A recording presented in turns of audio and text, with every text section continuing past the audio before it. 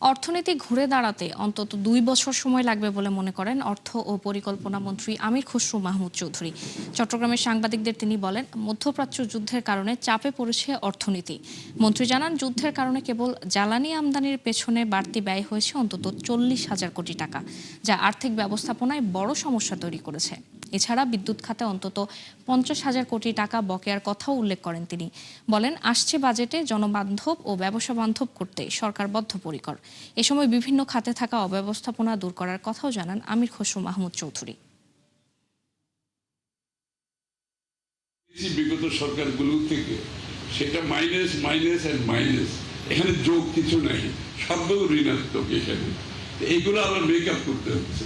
এমনকি অনেকগুলো বিল পর্যন্ত পেমেন্ট করে নেই তারা। পাওয়ার সেক্টর, এনার্জি সেক্টর ৫০,০০০ কোটি টাকার মতো বাকি রেখে চলে গেছে। মাশাআল্লাহ, এগুলো আবার সব পে করতে হচ্ছে। সুতরাং একটা বিরাট অর্থনৈতিকভাবে একটা ভীষণ আমরা ঋণাত্মক অবস্থায় আছি। এখান থেকে প্রথমে আমরা এখান থেকে বের হতে হবে, তারপরে অর্থনীতি সামনের দিকে যাবে।